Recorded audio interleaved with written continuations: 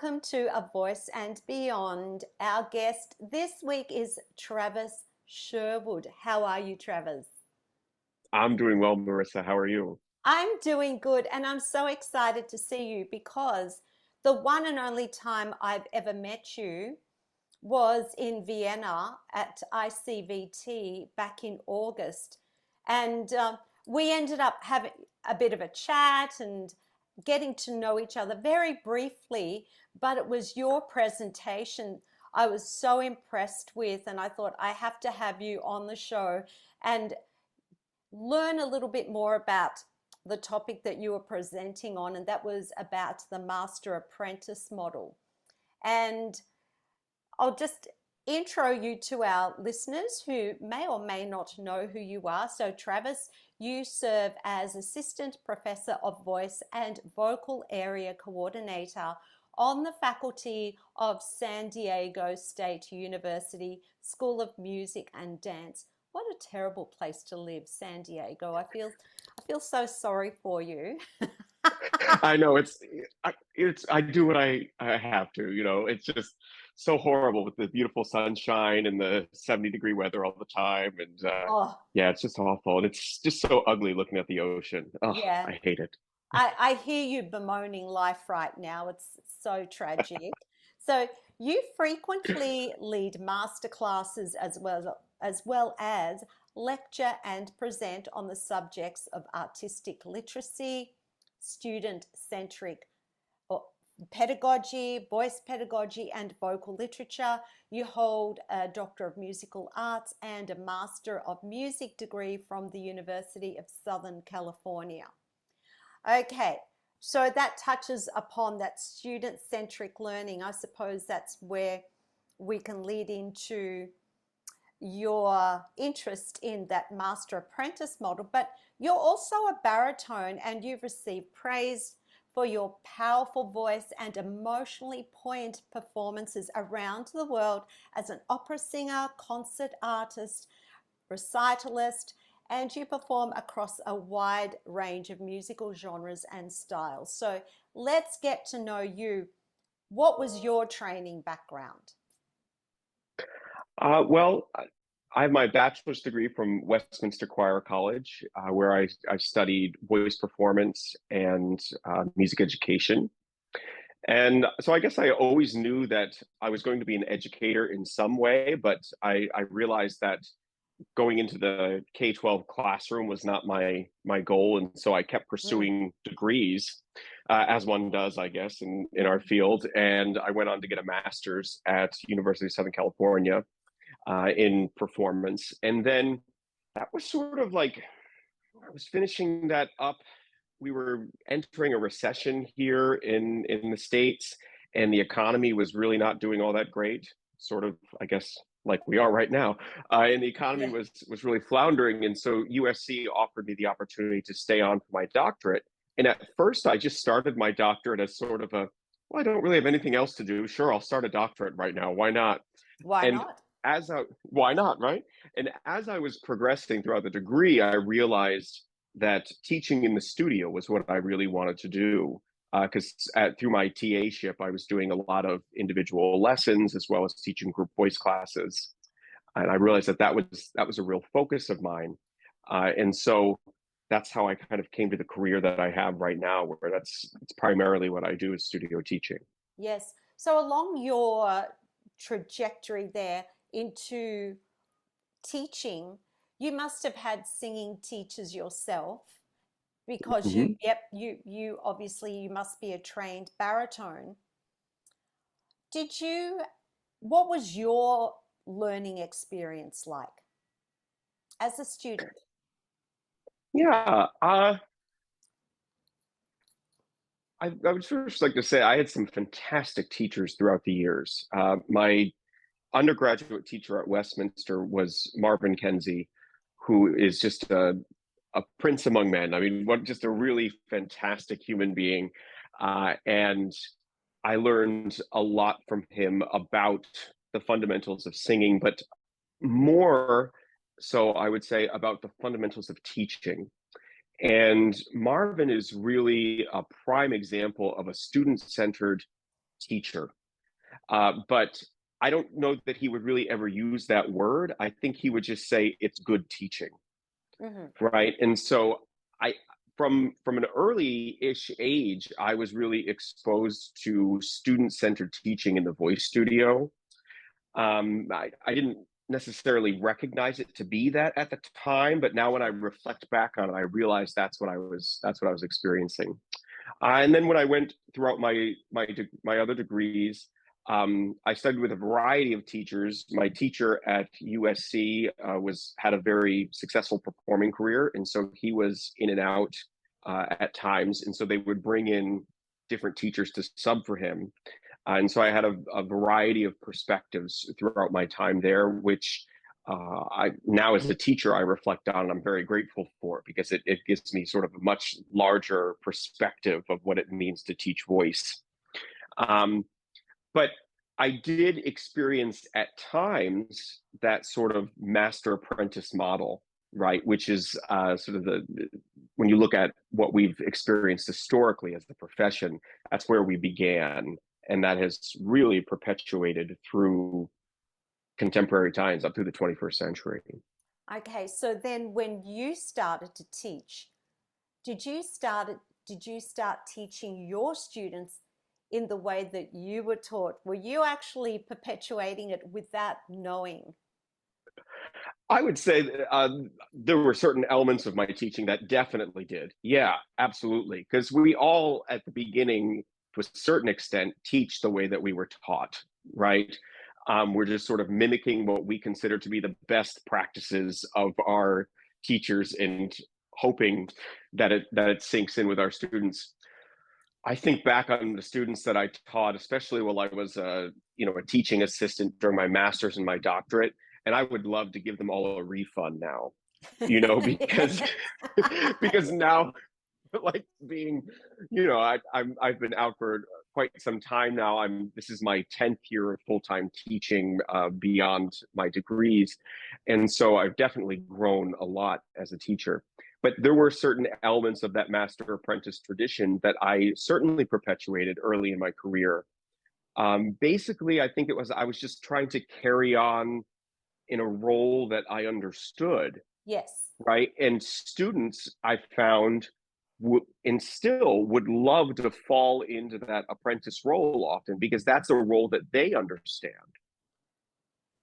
Hmm. and Yes. so Yes. yeah, there were Absolutely. times, yeah, Yes. there were times where I perpetuated that. I've come across a couple of those students this week who haven't practiced and would rather spend their lesson practicing under my guidance. And I think Right. I'm not here to be paid to help you practice. If you haven't figured this out, you're at a university level, then we have a problem.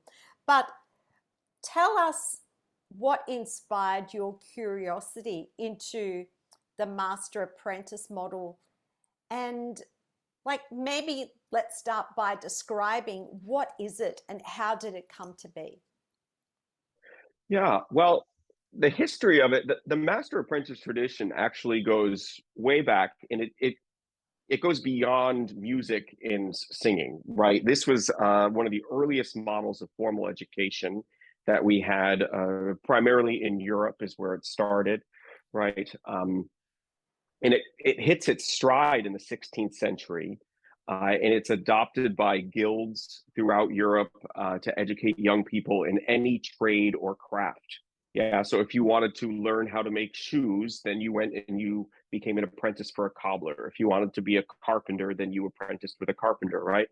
And so that model, though, is very different than what we see today because you would actually move in with whoever that master was. The apprentice would move in with them and Really? essentially become, yeah, they would move in with them and Even a essentially cobbler? become, yeah, yeah, absolutely. Yeah. Okay. And you'd enter into a contract with them and you would become what was considered to be a member of the family.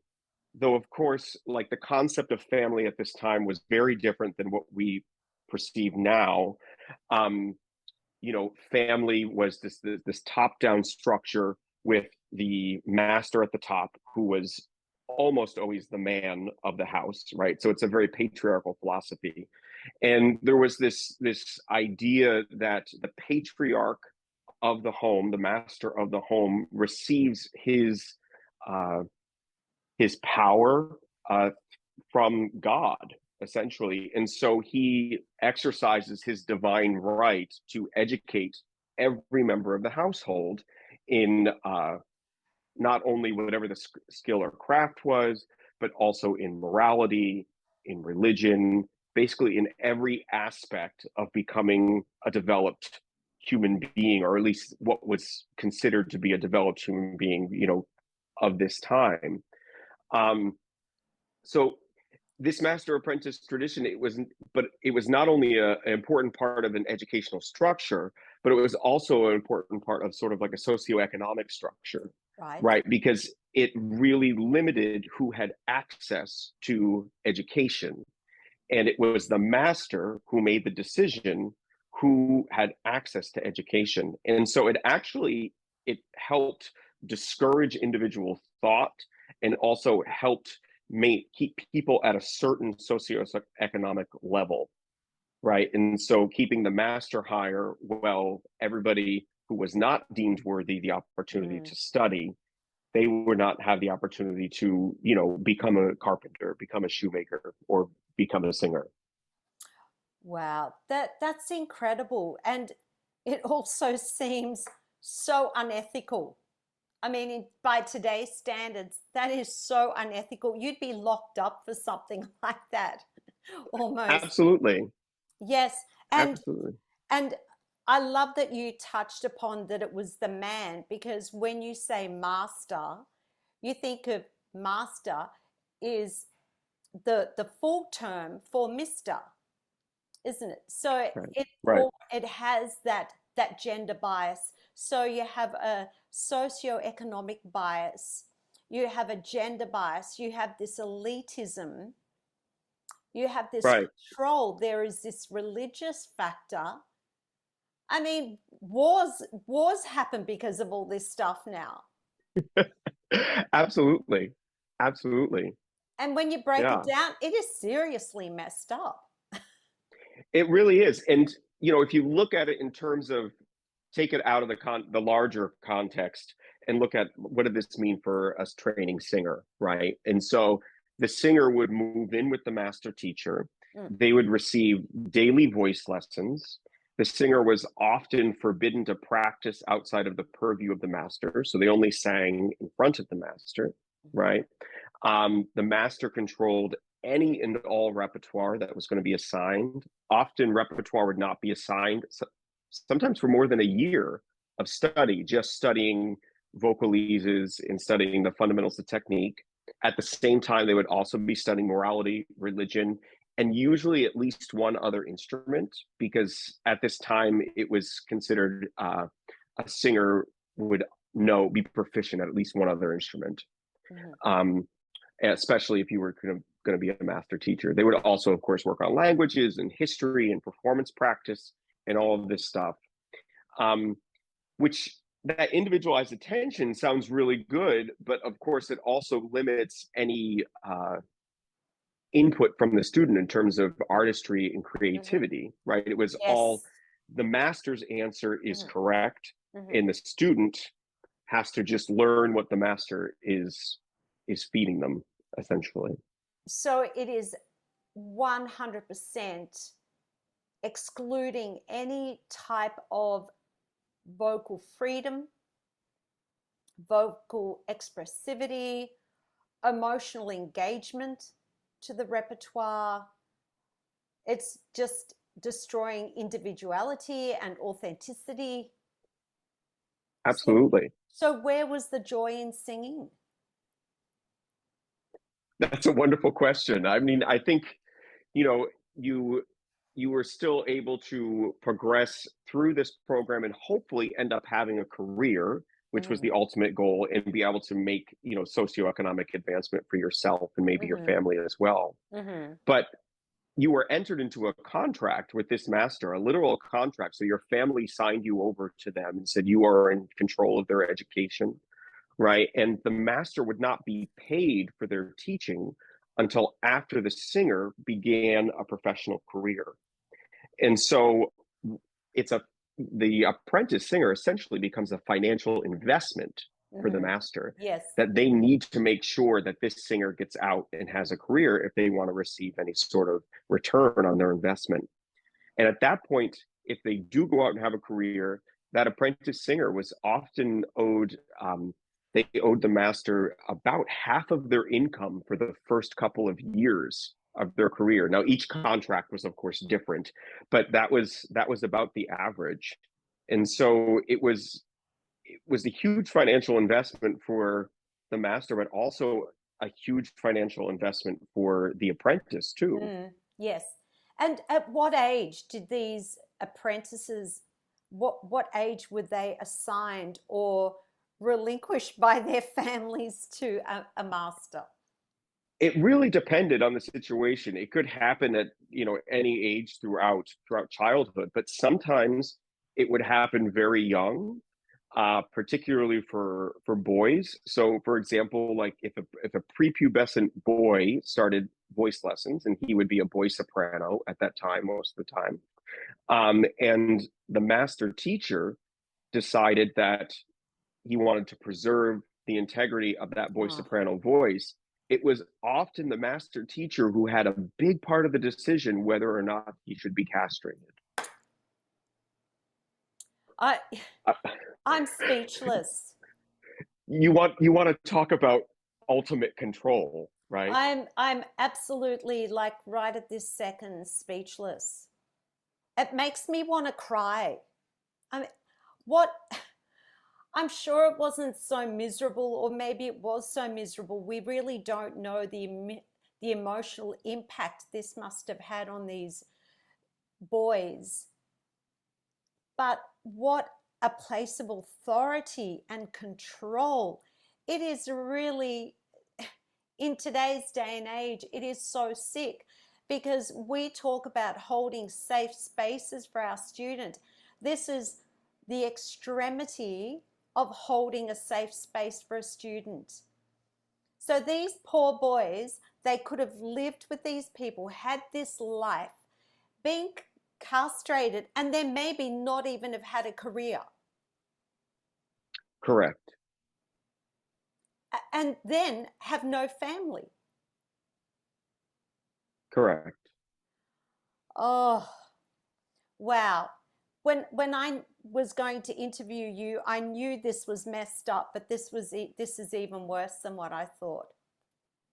And I don't think our community even realizes the extent of this. That's why I think understanding the history of the master apprentice tradition is so important when we see the elements that are still permeating our current pedagogy, right? Mm. We need to understand that many of these elements have a much darker past, Oh yes. Oh yes. and so when we advocate for getting rid of them or for evolving and becoming more student centered, that it's important to have the history behind it as to why we are advocating for this Mm-hmm. change. Okay, so what were the benefits of this training? Were there any benefits? I suppose yes. There had to have been benefits, of course. Uh, Individualized attention, right? I mean, usually master teachers would basically take on one student One. at a time, get them through, and then take on another one. Sometimes they would take on more than one at a time, but it was a lot of really individualized attention. I'm sure there are many students today who would love to have a daily voice lesson from their Mm-hmm. teacher. I mean, that would, there would be benefits to that for sure. Also, having that investment from the teacher to where they really wanted to make sure that you went out and had a career. Mm-hmm. Yeah, that I think that would be really important. So the teacher essentially acts as like an impresario or an artistic manager for you. That would be welcomed by many students today, Mm-hmm. right? But the freedoms that you have to give up to have that, I don't know that that is what's best for our profession. In fact, I Mm. do know that is not what's best for our profession going forward. Well, from my perspective, my goal with my students is for them to become autonomous.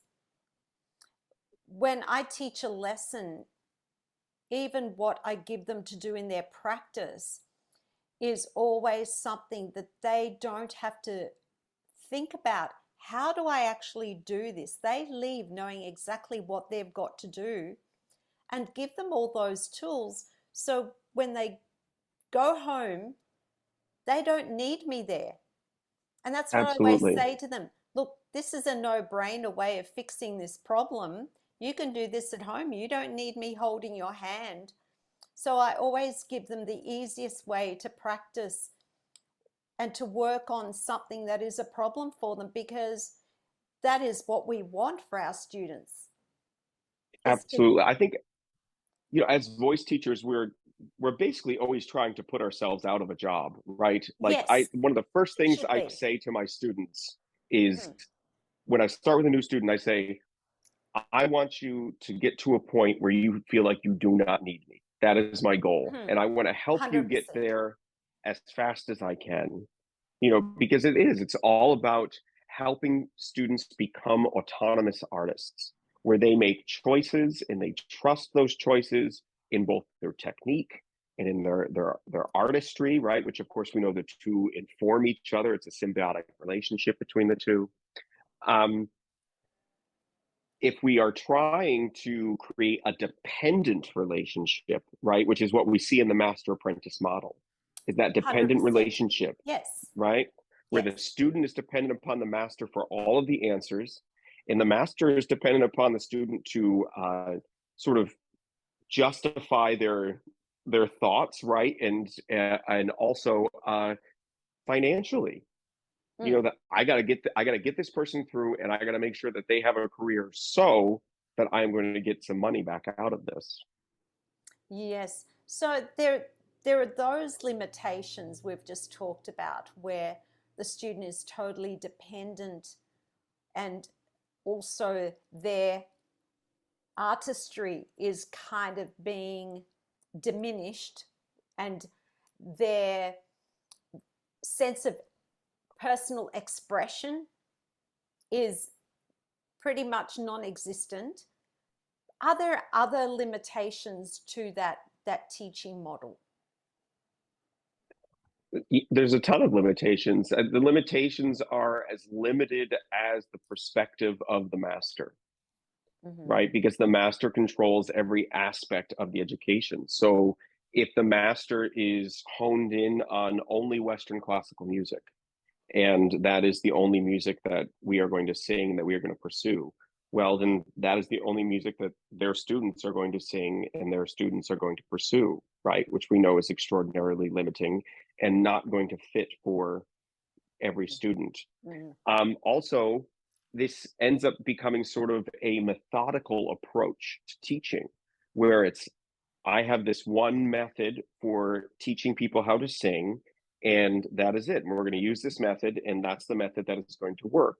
Well, we understand as teachers of singers, right, that every singing body is different, right? And it's not possible to teach with one method, that we need to teach the person. We need to talk to them. We need to ask questions. We need to know how things are feeling in their body. What are they thinking about in the moment of singing that is inspiring them to open up and sing with this freedom, or to feel some sort of resistance or tension in the body, Mm. right?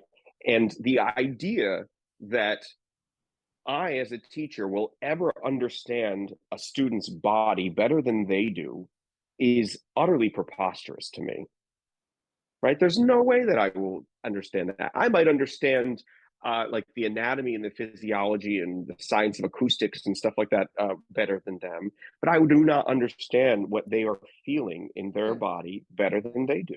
Mm-hmm. Yes. And not only that, but we haven't walked a day in their shoes. We haven't lived a day in their lives. We don't know what's going on with them emotionally and mentally as well. we don't know what's going on outside of that voice studio unless they're prepared to share. And then we're not psychologists. And today, there's a lot of talk about creating safe spaces for our students. We need to hold space for our students' voices to be heard. We talk about authenticity. We talk about vulnerability. We talk about exploring artistry and vocal identity.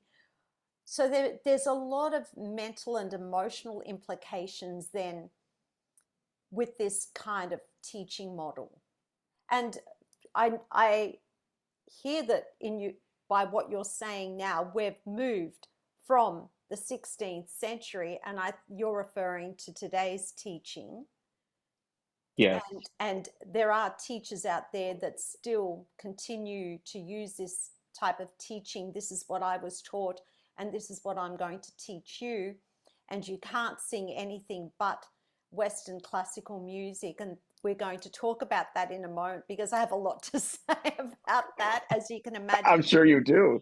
But but what are some of those mental and emotional implications that you've come across in some of your research? Yeah, well, I think, it's the student being able to share a piece of themselves in their singing, right? And in their artistry. Technique exists to allow the body the freedom to be expressive, Mm-hmm. right? Technique does Yes. not exist in a vacuum, Mm-hmm. in my opinion. I think we probably both agree on that. Oh, yes. Um, yeah, absolutely. So when we look at technique from a master apprentice model, then technique exists in a vacuum, right? Because technique exists based on what works for the master and how they feel they're able to be expressive and how they are able to uh, communicate with their audience. Yeah. And the way that my students experience emotion now is different than the way that I do. Most of my students are at a very different age than I am. Most of them are much younger than I am, and so the way that they experience emotion is very different. When I think back about the way I experienced emotion from 18 to 21 or 22 years old, it was quite different than I do now. Um, Absolutely. right, and so the way that that comes through in your singing is going to be different at that age as well. So allowing them the freedom, allowing them the space, creating the space, right, in the studio for them to express what they are feeling through the technique that they have on that given day. I think that that's such an important part of what we do as student-centered teachers. Yes. And you would spend your whole lesson as a student trying to please the teacher. That's right. That's right. They I think part of that is, at least in the States, are a lot of our students, when they get to the undergraduate level, they have grown up in an educational system that works on a binary, right? Where Mm. they need to find the right answer. There is a right answer and Mm-hmm. there is a wrong answer, Oh, yes. right? Yes. Uh, 100%. Absolutely. And there's a good sound or a beautiful sound, and there's an awful sound. Right, right. And so I find that students often in lessons are striving to get things right. And in that master apprentice model, that's based on a binary. There is the Oh, yes. master's opinion, which is the right one, and everything else is wrong, right? Well, in student centered learning, that's not true. There is no one right way to sing, right? And there's no one right way to feel singing. There's no one right way to experience your voice in the moment of singing. I think back, I was working when I was a student, I was working with a teacher one time who was a soprano, and she was giving me a lesson, and she was a lovely person and a very beautiful voice, and I respect her singing very much. But she kept telling me to that I needed to feel resonance in my cheekbones, Oh. and that I needed to feel that in my cheekbones. I have never once in my life felt any sort of vibration or resonance in my cheekbones while singing. I'm sure she did, right? I'm sure she did, but like if you were to put the two of us side by side, we're very different humans and we're very different instruments in terms of our voice type. And so I spent a long time trying to figure out how to find resonance in my cheekbones, which just is not in the cards for me. I, Yes, yes. I feel it very differently. And so I think that's one of the drawbacks of that master apprentice model is that like, well, this is what I feel while I'm singing. This is what's right. You should feel that too. Mm, yes. And for the teachers themselves, okay, we've talked about the students, but the teachers themselves, I believe that as teachers, we should be lifelong learners. We should never stop learning. Doesn't matter how long you've been teaching for, you need to continue your education. And our teaching industry is constantly evolving. Music is evolving, the landscape of music is constantly changing, it's dynamic. So, what limitations then are there for the teacher themselves? Absolutely. Yeah. In that master apprentice model, it's, I mean, the idea of master, right, is that you have mastered the art of singing. You know it all, which we know is not possible. That we have to be lifelong learners. And if I'm honest, I learn things from my students on a Oh, daily basis. yes, yes, Right? I will yes. ask them questions in the lesson. I'll say, "What did that feel like? What were you thinking about when in the moment of singing there?" And they will answer, and I'll think, that is such a fantastic way to phrase that. That is so Mm, profound. I have never thought about it that way. mhm. I want to try that in my singing. Like I want to, or Yes. I'm going to use that phrase with students. And so some of the terminology that I'll use in lessons, I have stolen from Mhm. students because they're great observers of their own voice and their own experience. And so in that master apprentice model, again, you're not open to that. You're not open to inviting students to share their experiences and to talk about what they're thinking and feeling in the moment of singing, right? Um, and so you lose that opportunity to learn from them as the Mm, teacher. yes.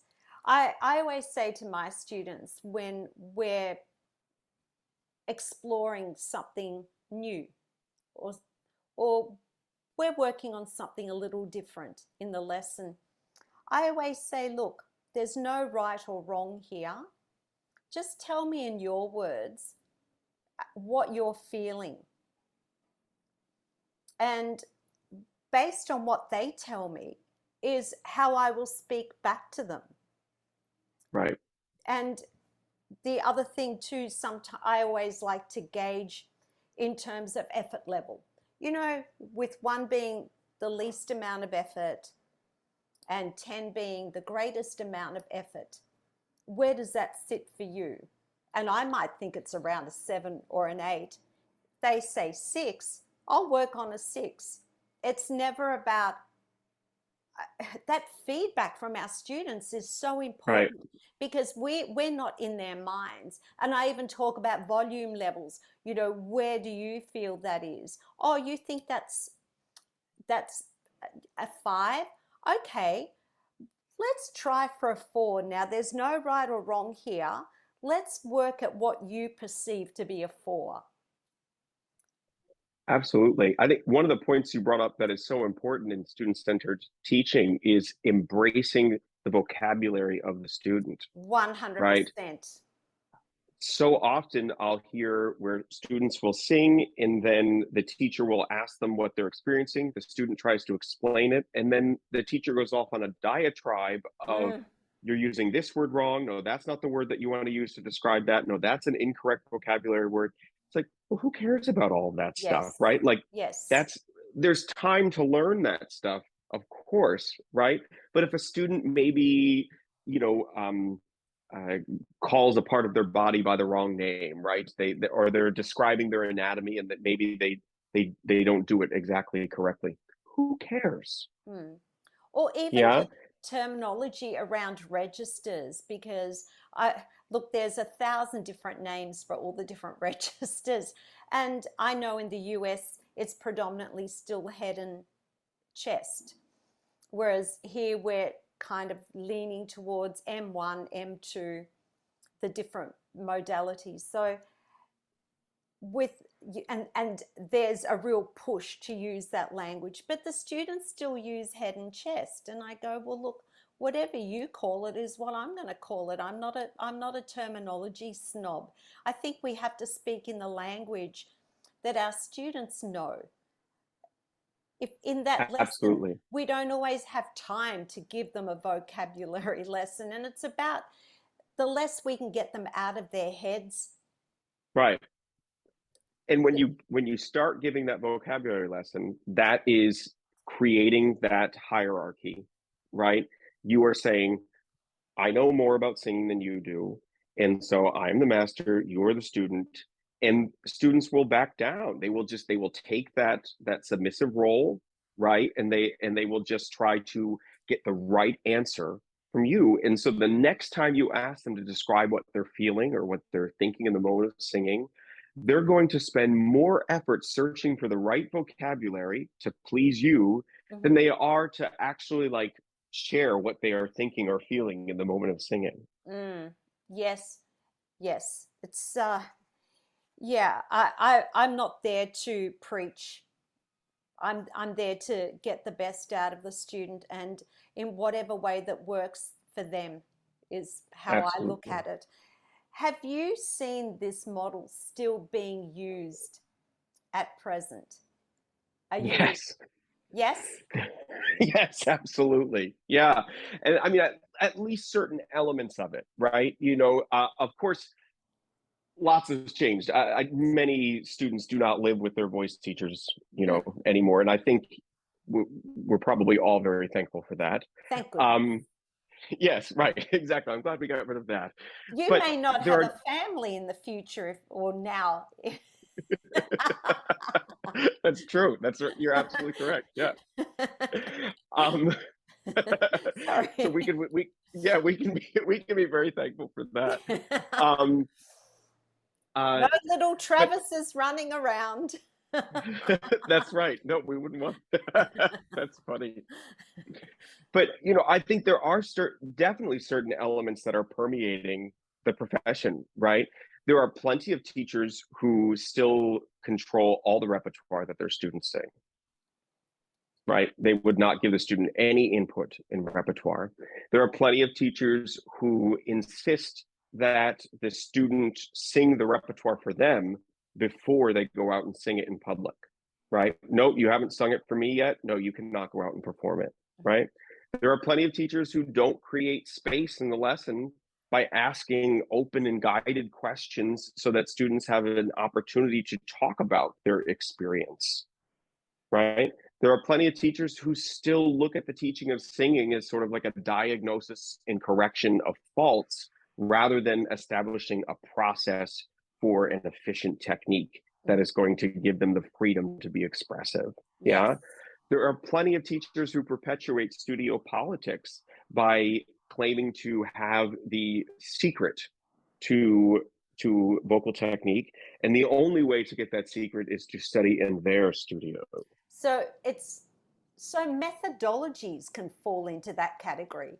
Teachers who believe they have the holy grail or Yes, hold the secret. methodologies. And if you pay me a lot of money, I will give you the secret, but I will drip feed it to you in the same order that I drip feed to every other student that comes in and pays that same amount of money. Methodologies are a direct descendant of the Master-Apprentice tradition, Wow. without a doubt. Never thought of that. Wow. Mm. And so this method, okay, this model of teaching, I want to talk about CCM in a second, but it must also prevent the classical world of teaching from evolving too. Absolutely. Yeah, it completely limits the possibility for evolution, right? Because often evolution comes through new ideas. If all we are doing is perpetuating the same old ideas that we were taught, then evolution is going to cease. Yes. And has the landscape of classical music changed at all? Like the actual music itself over the years? And is this model not accommodating that landscape? Well, I mean, I think the landscape of classical music has definitely changed and evolved over time. I think it's also important to point out that, like, when we started in the 16th century with this Master-Apprentice model in singing, that it did evolve over time, right? And so then when we get into the 19th century, it kind of bifurcates into these two different divergent paths, right? Those who continue down this road of Master-Apprentice, it's all about the methodology, and those who start to embrace a more student-centered or co-learner structure, Mm. right?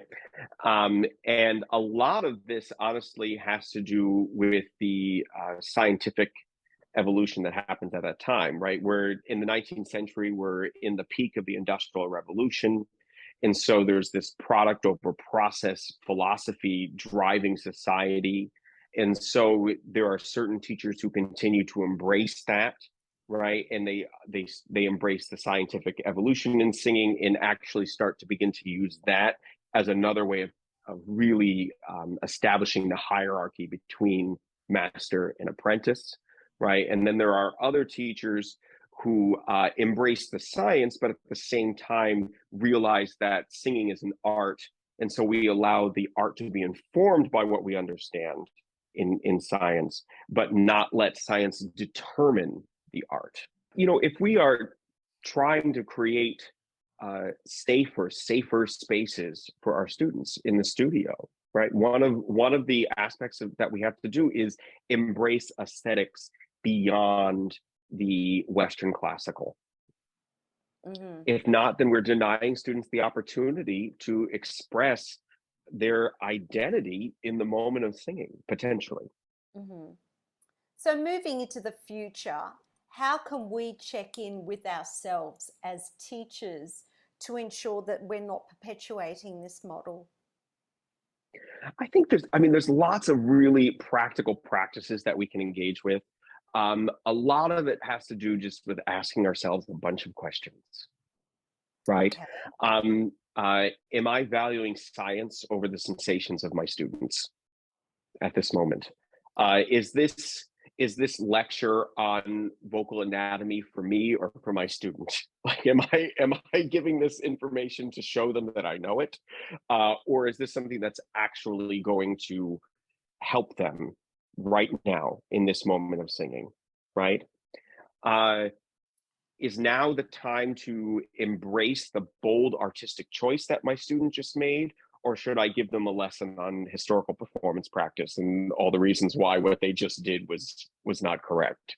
So I think those are some of the basic questions that we can ask ourselves and engage with.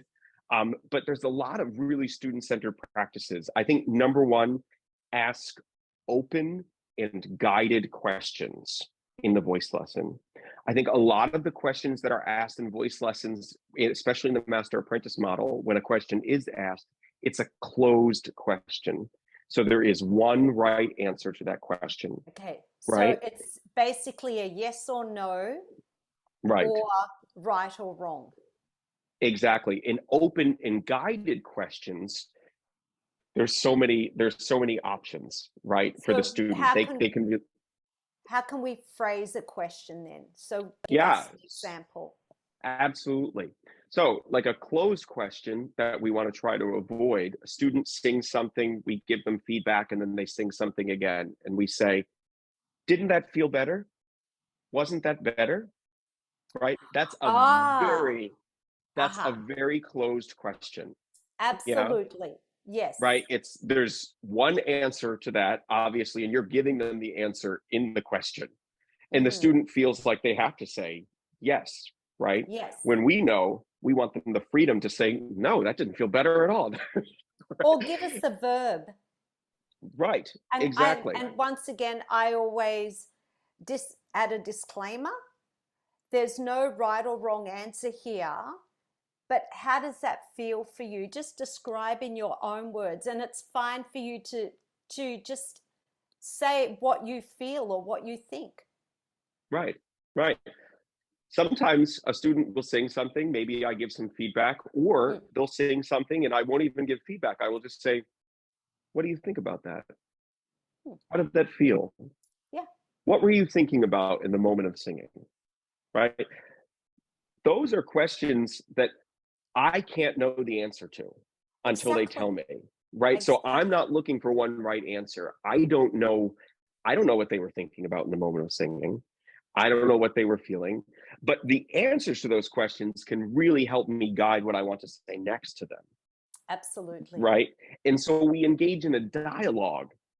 It's not me teaching and them listening. It's not a lecture. It becomes a co-learner structure where we are engaging in a dialogue. I am learning from them. They are learning from me. We are both engaged in the moment and we see where this journey takes us. You know, giving the students space in the lesson to make choices. I've started in the past year or two. I've students come in and I'll say, uh, "What exercise have you been enjoying lately?" You know, or what exercise have you been using to start your practicing lately? And then they'll tell me, and that's the exercise that we use to start the lesson, right? And it's very revealing in that moment. What exercise have they been using? And they'll tell me, and we'll do it. And we'll go through. You know, we'll do it many times and take it throughout the voice, however it's appropriate with that exercise. And then I'll ask them a question like, "So why do you choose to start with that exercise? What are you trying to accomplish with that in your practicing?" You know, and uh, they'll tell me, well, I'm trying to really make sure I'm connecting support to vibration, or sometimes the answer will be like, I don't know, I just like it, or it makes me feel good, Mm, or it energizes me, or it helps me focus and find calm, right? And so having space for that in the lesson, space so students realize that the exercises that we teach them are not the end all be all. That when exactly. you're working on developing a process for singing, that every exercise you sing just challenges elements of your process in different ways, but it's all working on the same thing. Every Mm, exercise you sing works on support. Every exercise you sing works on resonance, right? If you're supporting and you're resonating a tone, you're addressing these issues. Yeah. Um, the way that you accompany exercises at the piano can actually be either teacher centered or student centered. Um, yes. if you always double the student's melody, that's not student centered. That is actually teacher centered, because you as the teacher at the piano are in control of the tempo that they are going to sing. You are in control of when they sing. You are in control of every aspect of the phrase, right? So if you are to accompany maybe something where you just give them like a 1 5 7 1 underneath, right? That's just some sort of simple chord progression. There are a lot of times where I will just tremolo, harmonic support underneath, so that there's no set rhythmic structure for the student, but they decide when they're going to breathe, when it's time for them to sing. They're in control of the entire process, and they are leading just as we will want them to lead when they start to collaborate in repertoire, right? And so it's like That's so true. it's Yeah. it's little elements, it's little changes like Yes. that that you can make. Choosing repertoire, right? Making sure that choosing repertoire is a formative process for both you and the student. So you ask them, what do you want? What do you want to work on? What are your preferences? Do you have a specific piece that you'd like to sing? A lot of times students will say, no, no, I don't, whatever you think is best, whatever you think is best. And that's when you need to just push a little bit harder and ask a few more questions. What Mm, about a specific language? What about a style? What about a composer? What about a mm. genre? What about a mood? You want to sing a happy song? You want to sing a sad song? You want to sing a song Excellent. about love? You want to sing something slow? You want to sing something fast? Mm. right? There's so many like just sort of bare bones questions that you can ask that can start to make repertoire selection a formative process, because of course the goal is that they will eventually feel comfortable picking repertoire for their own voice. Exactly. Exactly. And in CCM, like in my teaching studio, I ask my students, who are you listening to recently? What music do you have on your playlist? What are some of the artists that, who are they that, you know, that you're listening to? What styles of music have you been listening to? Is there someone that's come out recently that you're really enjoying their music? So there are ways that we can do that in the CCM studio too. And the other thing that we can do in our studio is we can adapt repertoire. We don't have to sing it the way that the composer intended. We can change, we can speed things up, we can change keys, we can find other versions of the same song. So we Yeah, can adapt repertoire for the student to make it right. work. But then we can improvise notes. And you know, all those options actually exist within Western classical repertoire too. We just don't explore them enough, right? I mean, the Wow. idea of changing keys, yes, of course, we do that with art song all the time, but it doesn't have to be just like the standard published keys. We can find things in, especially with technology nowadays, we can buy things in any key that we want, really, Mm-hmm. right? Mm-hmm. The idea of having improvisation in there, ornamentation, right, is Yes. appropriate in a lot of styles of Western classical music. Um, you know, finding a different arrangement. I love to assign folk tunes, and often I'll find different arrangements of the same folk tune to sort of fit the aesthetic or the development of the music, you know, the musical development of the student at that time. And so we have those options too. I think we just don't explore them enough sometimes. We kind of feel stuck with like, we're going to sing Schubert, we're going to do it in the original key, and that's going to be it. A lot of classical teachers would feel that they're dishonoring the composer by doing that. Is there an allegiance to that composer that they feel that there it's a boundary violation in the studio to do that? I suppose so, but I don't know. I don't feel that way. I think Mm. I'm there to serve the student, and particularly in the studio, if the music is there to also serve the development of the student, and what are the overall goals of the student and what are they trying to achieve, right? Then I'm willing to be very flexible in terms of repertoire and finding repertoire that is going to help them achieve their goals. Mm-hmm. And sometimes that means focusing on one genre. Sometimes that means focusing on multiple genres within one lesson, right? And if that's what that student wants to do, and that is what is best for them at that moment, then that's what we need to do. And we can't allow our own insecurities with repertoire or genres, or also in higher ed, often curriculum, right, get in the way of the development of these individual artists. Mm. I was going to use the word fear. I suppose for a lot of teachers, they would be fearful of stepping outside of their own comfort zone, fear of the unknown. What are you hoping to achieve, or are you hoping to inspire change within our voice teaching community with your research and your work? Are you advocating for change? Absolutely.